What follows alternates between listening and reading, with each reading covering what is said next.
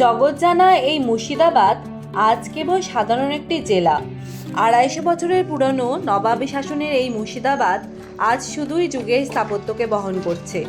সেখানে নেই কোনো জাঁকজমক, কোনো নবাবী আড়ম্বর।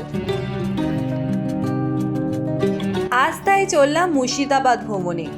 সকালবেলা ব্যারাকপুর থেকে 7:23-এ হাজারদুয়ারি এক্সপ্রেস ধরেছি।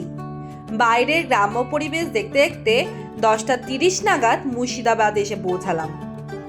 দীর্ঘ 3 ঘন্টা ট্রেন জার্নির পর আমরা এখন মুর্শিদাবাদে। আর এখন আমরা যাবো ঘোড়াঘাড়িতে। মুর্শিদাবাদ ফেমাস, আর পুরো ট্যুরটা আমরা এই ঘোড়াঘাড়িতেই করবো।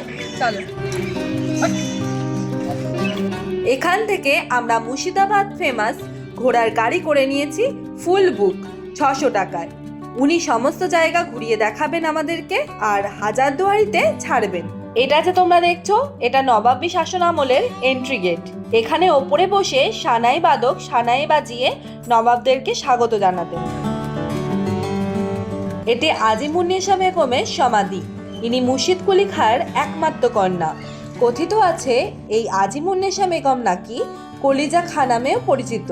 এনার একবার কঠিন রোগ হওয়ায় ইনি নাকি সদ্যজাত শিশুর কলিজা খেতেন। তবে এইসব শুধুই গল্প কথা।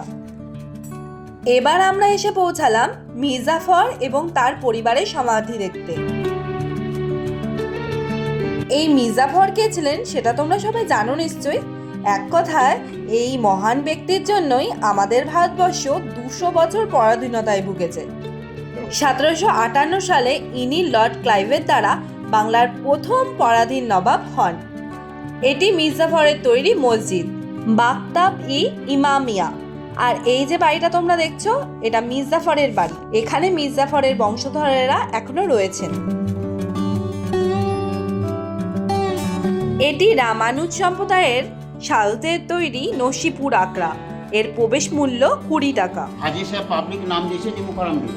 লক্ষ্মণ দাস বাবাজিকে বাংলা যে উদ্যোগে বাংলার তারিখ 1168 জমিটা দান করে।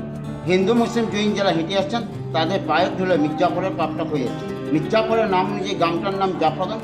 সামনাখানা পিতল, আষাঢ় মাসের রথে বের হয়, কোনো পয়সা লাগে।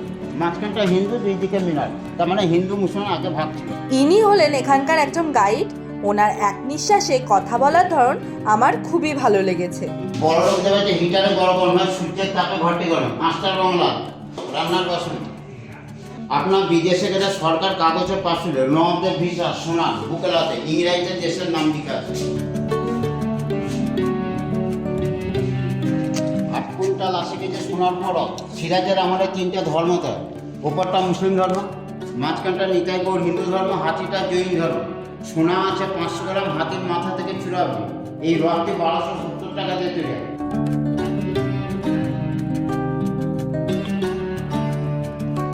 এটা ইংরেজের গাড়ি। হাসান আলী নবাবের পা ছিল না, তার দুঃখ কষ্ট থেকে ইংরেজরা হাসান আলী নবাবকে এটা গিফট করে। এখানে রয়েছে রঘুনাথ দেবের সুপ্রাচীন মন্দির। হিন্দু মুসলিমের কি সুন্দর একটা মানে কি বলবো মিক্স একটা সমন্বয় স্থাপন করেছে। দেখে মানে অবাক হয়ে যাচ্ছি, এরকম কি করে হয় হিন্দু মুসলিম এক ছাদে এরকমভাবে বসে আখড়া করতো।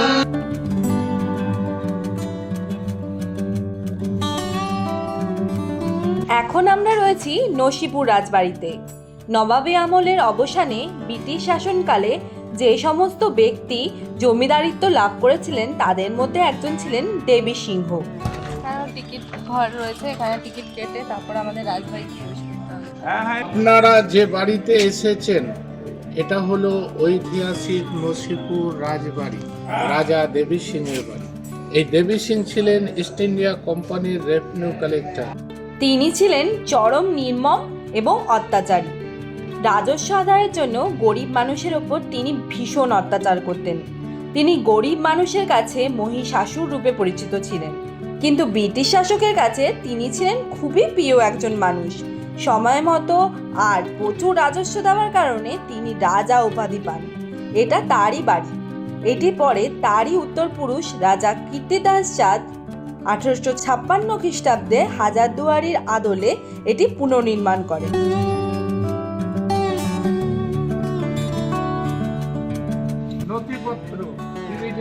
আদায় করতেন আগে কাগজপত্র দেখতে পাচ্ছেন।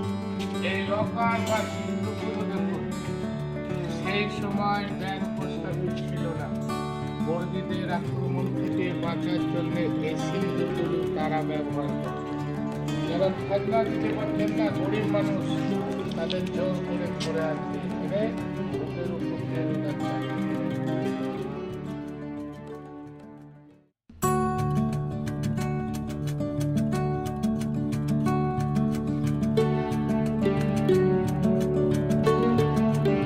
জগৎ শেঠ ছিলেন নবাব সিরাজউদ্দৌলার অর্থমন্ত্রী।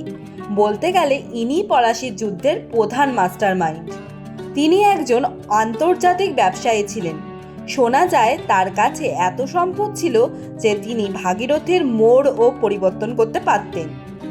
এই বাড়িটি এখন একটি সংগ্রহশালায় পরিণত হয়েছে। এখানে রয়েছে প্রচুর মূল্যবান আসবাবপত্র, আরও অনেক কিছু। প্রচুর ঐতিহ্যে ভরা এত মূল্যবান এই বাড়িটি ইতিহাসের পাতায় শুধুই কলঙ্কই বহন করছে।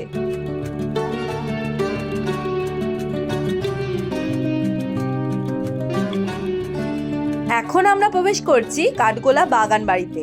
এই বাগান তৈরি হয়েছিল 1780 সালে। বিরাট ঘন জঙ্গল, আম গাছ, দেবদারু গাছ, আরও বিভিন্ন রকম গাছের যে বাগান, এইটা হচ্ছে কাঠগোলা বাগান বাড়ি। এটাই নবাবের আমলের বাগান বাড়ি ছিল। নহবত এন্ট্রি গেট দিয়ে প্রবেশ করে কিছুটা আম বাগান পেরিয়ে আমরা পৌঁছলাম ইউরোপিয়ান স্থাপত্যে তৈরি করা এই বাড়িতে। লক্ষ্মীপদ দুগর ও জগৎপদ দুগর এটি তৈরি করেন।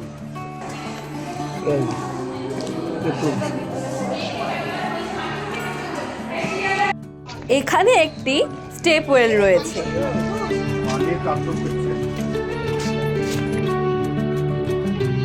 বাগানের মাঝখানে এই ঘেরা জায়গাটি আগে নাচঘর ছিল। সাদা শ্বেত পাথরে তৈরি এটি একটি জৈন মন্দির।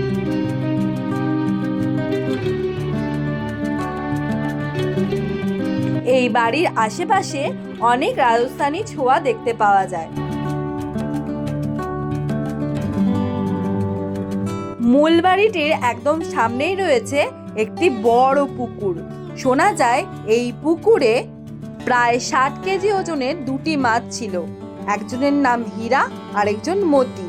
পরে তারা মারা গেলে এখানেই এদের সমাধিস্থ করা হয়।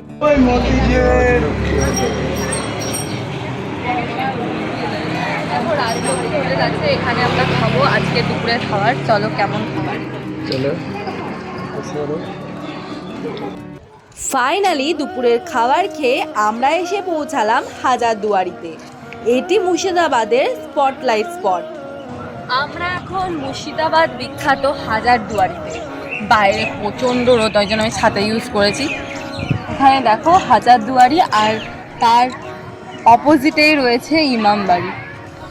এই ইমামবাড়ি 1847 সালে নবাব ফেরাদুন জা তৈরি করেন। নবাব হুমায়ুন জা 1829 সালে এই প্রাসাদটির ভিত্তিপ্রস্তর স্থাপন করেন।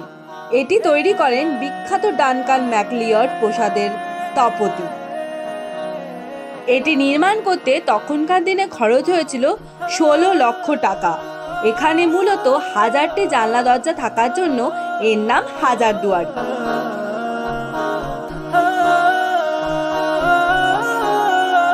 এই যে কামানটা তোমরা দেখছো, এটা বাচ্চোয়ালি কামান।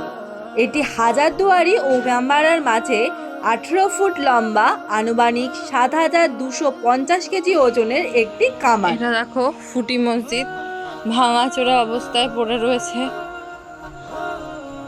আমার পথে দেখতে পাচ্ছ, এটি ফ্রুটি মসজিদ, প্রায় ভগ্নকায় অবস্থায় পড়ে থাকা নবাবী আমলের একটি মসজিদ। এখনো তার ঐতিহ্যের নিদর্শন দিচ্ছে।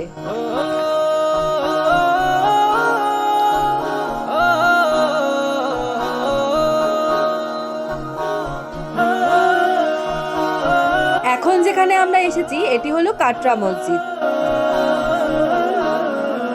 পারস্য স্থাপত্য রীতির অনুকরণে মুর্শিদ কুলি খাঁর নির্দেশে 1723 সালে মোরাদ ফরাজ এটি নির্মাণ করেন। এই মসজিদটি মাত্র 1 বছরের মধ্যে নির্মিত হয়। এখন যেখানে এটার প্রবেশপথ, তখনকার সময় এটা তার এক্সিট গেট ছিল।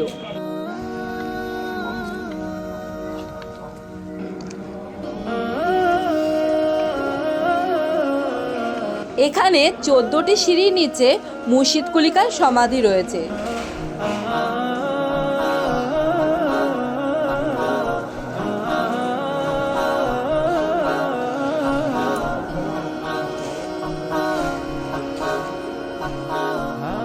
মসজিদের চারপাশে এরকম অনেক ছোট ছোট কুটুরি বা ঘর রয়েছে, যেটা দূরে তীর্থযাত্রী বা কোরআন পাঠকদের জন্য বরাদ্দ ছিল।